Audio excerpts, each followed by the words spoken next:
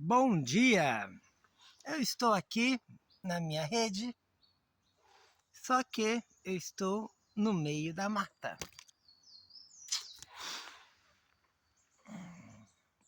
Cara, tá frio pra caramba. Hoje eu acordei cedo, porque 4 horas da manhã sentindo muito frio. Aí tento me agasalhar ao máximo, até fiz essa manta tudo, mas realmente dormir na mata é frio. E eu trouxe a minha redinha, do qual eu tenho lido o livro de Reis, de vez em quando com vocês, fazendo aquelas lives que pela manhã, mas hoje eu não tenho como fazer essa live, mas eu vou gravar, porque aqui onde eu estou, logicamente, não pega sinal de celular. Então vai ser gravado hoje. Eu fiz uma pequena introdução de onde eu estava aqui na rede, e aqui é totalmente mata fechada, olha para cima. Então, agora são exatamente 6h49 e aí eu quero falar rapidamente do primeiro livro de Reis, capítulo 12. Dar um breve resumo, porque eu só trouxe celular, trouxe pouca coisa, né? Eu não tenho como, não trouxe a minha Bíblia, eu sou a Bíblia do celular mesmo. Afinal, em ambiente de sobrevivência, nesse curso de sobrevivência que eu estou, né, explorando esse tema recentemente, eu tenho aprendido muitas coisas. No, fiz alguns vídeos já sobre isso e devo falar outros vídeos.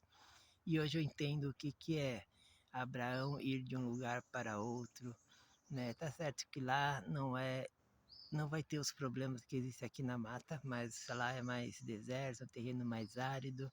Eu pretendo sim conhecer outros terrenos, fazer essa experiência de sobrevivência em outros tipos de terreno no futuro. Mas lógico, tudo isso consome final de semana todo, consome também dinheiro, viagens, mas é tudo muito interessante porque você aprende realmente como os primeiros judeus, israelitas, cristãos viveram. O que é ir de uma cidade para outra, dormir no mato com pouquíssimos recursos. Então ali, ó, minha mochila, então tudo tem que caber na minha mochila. E basicamente é o que? É essa manta e a rede. Né? E esses apetrechos tecnológicos de celular, carregador e tal. A gente tem uma base aqui perto, então lá a gente carrega um pouco as coisas e depois fica todo o tempo aqui. E quem não quiser, não tem nada para carregar ou comer e tal. Então hoje não é exatamente um curso, é um serviço voluntário, gratuito, para quem fez o curso para poder praticar e reviver as experiências para poder estar mais apto ao ambiente de sobrevivência. Então é uma experiência bem diferente, afinal a gente vê que o povo de Deus andou 40 anos no deserto, imagina 40 anos vivendo como nômade. E a gente olha muitas das histórias da Bíblia, é um povo nômade, porque é um povo sem terra, é um povo sem lar. E hoje a gente está muitas vezes na segurança dos nossas casas, dos nossos lares, a gente tem contratos de no mínimo 2 anos de aluguel, a gente tem financiamentos que demoram 30 anos, então a gente está muito enraizado em nossos municípios, em nossas casas, em nossas cidades. A gente raramente, né, sai de uma cidade, vai morar na outra, embora antigamente era muito normal. E enquanto isso a gente vê também pessoas, a gente acha até corajoso, nossa, você mudou de cidade, você mudou de estado, você mudou de país. Então, hoje o ser humano ele é muito enraizado e fixo nas suas coisas. Não somos mais nômades.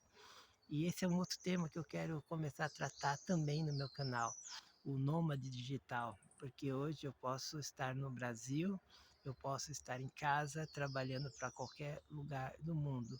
Basta apenas saber um outro idioma. If you know to speak English, let's go to get to work. Então, tu hablas espanhol? Vai brincando, vai brincando. Meu inglês não é fluente, eu tenho uma péssima, né, ainda dicção, né? Mas eu vou tentando, eu vou conseguindo entender. E se eu não fizer isso, nunca vai melhorar. tá? Desculpa que eu tô com o nariz um pouco constipado, mas vamos lá para o que importa, vamos lá falar de reis. E aí pergunta, Salomão foi um grande sábio, mas será que ele foi um grande pai? Novamente a gente vê aqui no capítulo 12 que Salomão, como pai, deixou muito a desejar. Então, assim, se até Salomão, não estou justificando meus erros como pai, tá? Mas se até já Salomão, que era o homem de Deus, o sábio, e Deus tenha dado toda a sabedoria para Salomão, mesmo assim ele não foi um grande pai. No final, ele, mesmo com toda a sabedoria, no final ele acabou se desviando. E Jeroboão, filho de Salomão, teve um bom reinado. Será que ele aprendeu alguma coisa com o pai dele? Não. E é disso que fala o capítulo 12, basicamente. Na hora de pedir conselhos, quem Jeroboão ouviu? Ele ouviu os homens sábios, eruditos, os que trabalhavam com seu pai, os que tinham mais experiência, ou ele ouviu a molecada, os amiguinhos dele que estão nem aí com as consequências? Adivinha? Então, ideologias. Né? O que é uma ideologia? É apenas uma ideia de que algo possa ser feito de uma forma diferente. O que é conservadorismo? Você apenas conserva algo que já está existindo e é válido, funciona. Pode não ser perfeito, mas tem funcionado nas últimas gerações. E esse é o ponto central do vídeo, porque quem que nós queremos ouvir? Que queremos ideias novas e hoje a gente vive num país com muitas ideologias, seja de gênero, seja sobre drogas, seja apologias, tudo ideias novas sobre racismo e leis. Então a gente vê muito um mundo cheio de mimimi, como se dizem algumas pessoas, com ideias novas. Legal, podemos tentar? Podemos tentar. Não podemos impor essas ideias novas. Devemos sempre sim conservar, porque se nós viemos de uma religião judaico-cristã, isso tem dado certo, meu, não é agora que a gente vai querer jogar todos esses princípios fora para abraçar uma ideia de algo diferente. Se até agora temos vivido um patriarcado, onde o homem é o líder da casa, o homem é o trabalhador, o homem isso, o homem aquilo, o homem aquilo, legal, vamos manter. Né? E patriarcado não tem nada a ver com machismo. Patriarcado é o homem que geneticamente ou filosoficamente, se você não crê em Deus, a gente vê que tem um condicionamento físico um pouco diferente, porque afinal o homem está sempre apto a caçar, a brigar, a estar em guerras, e assim foi durante histórias de gerações e gerações. Então o homem tem uma diferença física inquestionável, uma estrutura física. Tá certo que algumas mulheres são até mais fortes que alguns homens, não tem problemas, mas eu estou falando numa regra e não na exceção. Então eu não sou lá uma pessoa muito forte e tal, né? Mas em relação também à grande maioria das mulheres, lógico, o homem ele tem uma estrutura óssea diferente, tem uma estrutura física, muscular e até mental também, porque não se preocupa com algumas coisas ou se preocupa demais com outras coisas. Então, o patriarcado não tem nada a ver com machismo. E, infelizmente, alguns homens, eles usam do patriarcado para serem machistas. E qual que é a resposta ao machismo? A resposta ao machismo é o feminismo, porque se o machismo ele oprime a mulher, o feminismo oprime o homem. E em uma guerra, o que Jesus nos ensina? A dar outra face, né? Em um conflito. Então, como deveria ser a resposta ao machismo? Como deve ser a resposta ao feminismo? Alguns homens têm já se levantado e tentado cancelar o feminismo. Eu não estou aqui para cancelar feminismo nenhum, eu só estou aqui para informar, dar o conhecimento de que essas ideologias existem, essas novas ideias né, novos valores, novos medos, novos receios das pessoas, é uma resposta, na minha visão, errada de como se resolver um problema.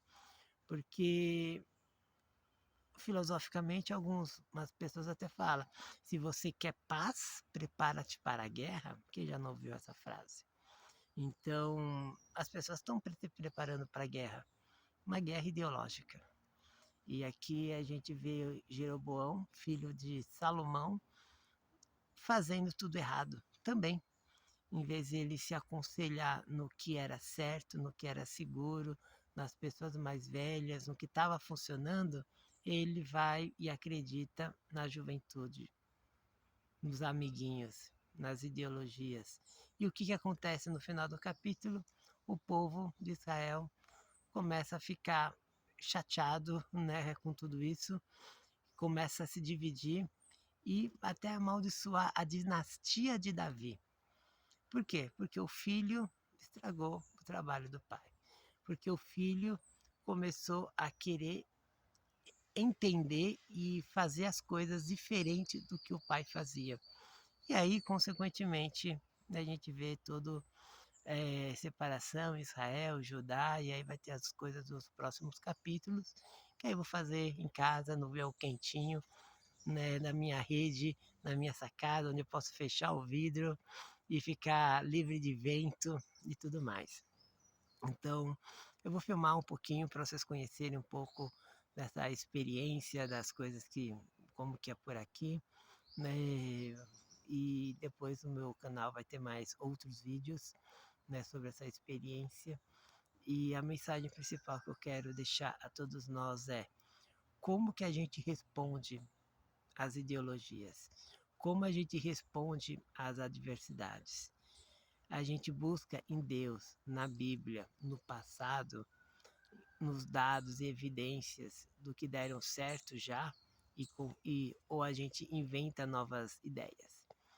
Ser empreendedor, ser inovador é muito bom, mas se a nossa inovação nunca foi testada, se uma ideia nunca foi aplicada, como a gente pode dizer que ela realmente é boa? Então, há espaço para testar novas ideias? Sim, sempre há. Afinal, há quantos anos existe celular? E olha aqui, a gente fazendo vídeo, live, gravando. Então, a tecnologia veio, trouxe várias coisas novas. Muita gente usa celular e essas coisas de tecnologia para pornografia. Eu uso aqui para fazer live e falar de Deus. Muitas pessoas usam para coisas que não fazem sentido nenhum. Outras pessoas usam para estudar.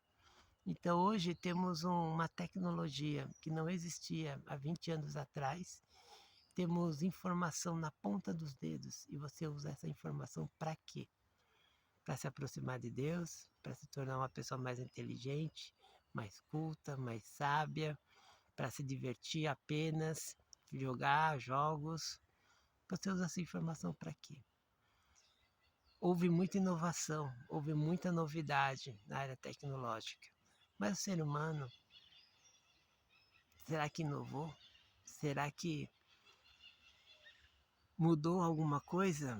Antes a gente olhava pelas janelas e ficava fofocando, vendo a vida dos outros. Agora a gente olha através de uma tela de celular a vida do outro e depois fica fofocando da mesma forma. Então o celular é só uma ferramenta. Então no fundo nada mudou. Temos apenas uma nova ferramenta tecnológica que nos permite fazer o que a gente sempre fazia, que é guerrear, entrar em conflito com outros, cancelar pessoas, ser haters. Só que agora a gente faz isso numa escala a nível global. Porque da mesma forma que eu posso, por meio da tecnologia, trabalhar em um outro país, com outro idioma, fazendo outras coisas, eu também posso atrapalhar a vida de pessoas que eu nem conheço, que estão do outro lado do continente. Eu posso ser um hater e prejudicar a vida de pessoas. Eu posso, aqui de São Paulo, do município de São Paulo, influenciar pessoas em outros lugares do Brasil. Como também algumas pessoas de outros lugares do Brasil podem me influenciar, tanto de forma negativa como de forma positiva. Eu fico feliz que meu canal tenha alcançado algumas pessoas que eu jamais pensei em conhecer. Bernardo, lá de Amazonas, Manaus, né? Guilherme, né? Esportista, lá do Pará. O André também, lá do Pará, né? O João Flores, né? Carioca, Rio de Janeiro. Meu, eu tenho conhecido algumas pessoas, esses últimos 4, que são as pessoas que eu tenho conversado nesses último mês, digamos assim. Fiz até vídeo com cada um deles nas lives que eu faço de sexta-feira, né, falando sobre política e algumas coisas assim. Então, e é interessante porque são pessoas que eu, assim, conheci aleatoriamente pela internet, fazendo meus ativismos políticos, falando das coisas que eu tal, as pessoas acessaram meu canal, me acharam na internet de alguma forma e por meio disso conheci essas pessoas. Então, isso eu estou falando só das que são de longe, né? Porque as próximas, aqui de São Paulo, eu estive num evento ontem do Partido Novo, não queria falar muito de política aqui no vídeo, né?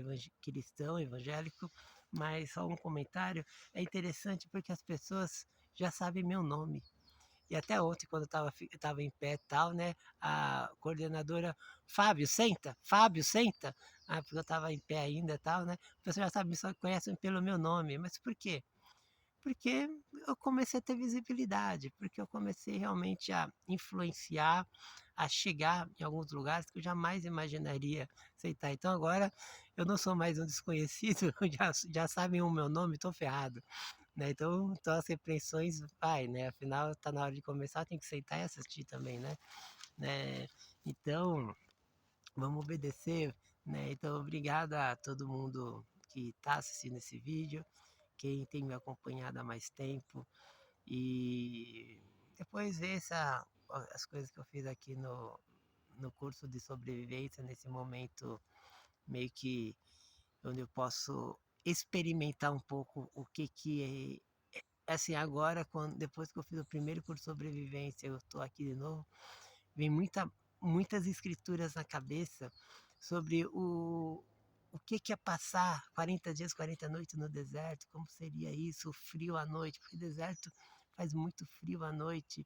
E Jesus, ele foi para lá com rede, com alguma coisa, ou simplesmente foi dormir no chão. Eu vou fazer em breve o segundo curso, que ele é o intensivo, que é o intermediário, desculpa. No intermediário, tá vendo aqui, ó, tô de coberta, tô de rede.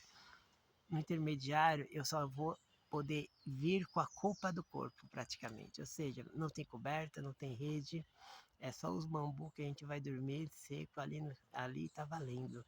Então, assim, dá um certo medo. Por quê? Ah, eu vou passar frio à noite, eu vou conseguir dormir? E se eu não conseguir dormir? Beleza, como fica a cabeça de alguém que não consegue dormir? Como fica a cabeça de uma nação inteira passando frio no deserto e se queimando durante o dia todo? Então, esse curso de sobrevivência me fez pensar algumas necessidades, algumas coisas, que minha dificuldade aqui, ó, aqui é terreno plano, então, ó, vocês estão vendo, eu estou parado, então se tem terra, ó, o celular está 90 graus. Então, se tem terra acima aqui, ó, tá vendo? É uma subida. Agora aqui, ó, vocês estão vendo o quê? Só copa de árvore. Por quê? Porque é uma descida e lá embaixo tá o rio. Então, beleza, lá embaixo tá o rio, vamos buscar água, vamos. Só que você tem que subir tudo isso. E tá lá embaixo a água. Então, carregar água pode parecer, ah, não, é só carregar água, beleza. Quantos litros você vai precisar de água? Porque você não vai saber quando você vai achar um outro lago. Quantos litros você tem que carregar de água? Aqui eu sei, aqui a 200 metros, sei lá, 300 metros, tem um lago lá embaixo. Depois eu tenho que subir tudo isso. Tenho bronquite, asma, né? Então, quando eu subi, eu dei uma parada 2 vezes para dar respirar um pouquinho, né? Afinal, cada um trazendo uns 5 litros, né? Então, são 5 litros, são 5 quilos, subindo ladeira acima, né? Então, são experiências que me fazem pensar muito sobre o povo de Deus, como eles viviam naquela época, como eles eram nômades, as guerras, Então a gente vê muito o Senhor dos Anéis, vê aqueles filmes de guerra e tal, mas o que é lutar de espada de verdade? O que é carregar uma arma? Aqui tem muito militar e tem um negócio de paintball e airsoft. Aí eu tava ontem, né, segurando uma dessas armas de airsoft. Meu, é pesado. Então imagina que é andar com uma arma dessa no peito o dia inteiro e com um militar, né? E tem outros equipamentos. Agora volta no tempo e pensa os soldados, aquelas espadas, os escudos, as armaduras. Meu, o quanto isso era pesado e exigia uma concentração física de continue andando e destrua. E se a gente para pensar também, tem uma coisa que ninguém consegue hoje fazer, porque a gente ficou tão civilizado que a gente esqueceu do básico. Hoje a gente se nega a pensar no básico. O que você comeu ontem? Era algo que estava vivo? Alguém teve que matar, limpar, guardar, congelar? Quem teria coragem de caçar? Que seja uma galinha para fazer o almoço, depenar. Minha avó fazia uma naturalidade, né? Uns tios meus no interior faziam isso e tal, né? Destroncavam, cortava a cabeça, né? Algumas pessoas falam, nossa, tal, meu, você come frango, você come carne, né? Umas pessoas um pouco mais consciente e coerente, elas se tornam veganas e vegetarianas. Então, eu acho hoje o vegetarianismo, o veganismo, o cúmulo da coerência de alguém que não quer matar. É muito coerente hoje em dia. Mas o incoerente é nós, a gente ser carnívoro, porque a gente não tem coragem de matar um rato, a gente fica dando porrada, não tem coragem de matar nem os animais, os insetos e tudo mais, mas a gente alimenta um sistema totalmente carnificino, de que mata bicho pra caramba, uns bois gigantes e existe um monte de leis que, que protege os animais e leis que nem precisariam existir porque ninguém quer saber de matar. Então é meio estranho, mas tudo bem. Não quero entrar nesse tema aqui, mas e num caso de sobrevivência, o que pode acontecer? Se um avião que você tiver cair, você cair no meio da mata, você tiver que matar um animal para poder se alimentar, você teria coragem? Antigamente, o povo de Deus tinha que achar os animais, caçar os animais, se alimentar. E era deserto. Então, aqui a gente pode talvez achar algum roedor, algum bichinho, um coelho, alguma coisa assim, pequena nessa mata. Aqui eu acho que não vai ter mais nada. Cobra, por exemplo, né? Fazer um espetinho de cobra, sei lá. Mas e lá no povo de Deus antigamente? O que eles tinham para comer? Como que eles caçavam?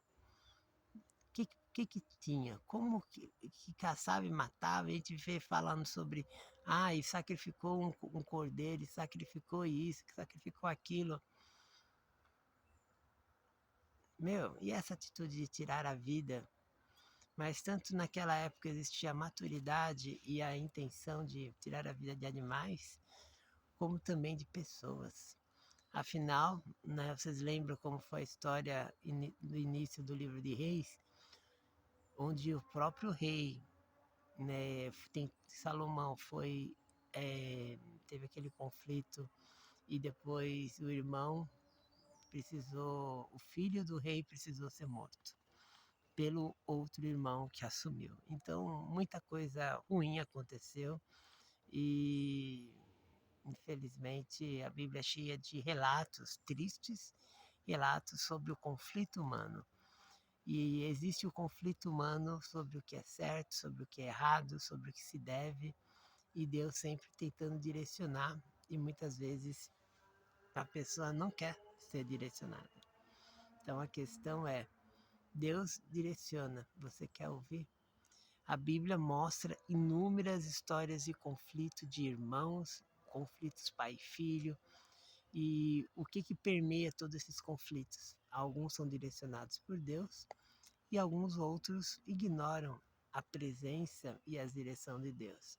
E aí na Bíblia deixa bem claro a história e as consequências de quem escutou as considerações espirituais que Deus deu e de quem não quis escutá-las. Então, como mensagem fica sendo essa: quem vamos escutar? As ideiazinhas novas dos amiguinhos dos tal, ou vamos conservar aquilo que Deus nos ensinou por meio dos anciões, dos sábios, dos livros, da Bíblia? O que nós vamos fazer? Então por hoje é só, e fica aqui com outros vídeos em breve. Então, hora de partir. Na mala, ó, só cabe o cobertor e a rede, e é tudo isso que eu pude trazer, 2 itens. Então é uma mata fechada e partiu. Lógico que há pequenas trilhas e algumas indicações, porque afinal isso aqui é no fundo de uma propriedade privada, então já tem algumas coisinhas construídas, já tem um pouco de infraestrutura, mas também tem muita coisa que você não consegue nem entrar, porque é tanto cipó e tanta coisa. Mas é legal conhecer tudo isso, ver.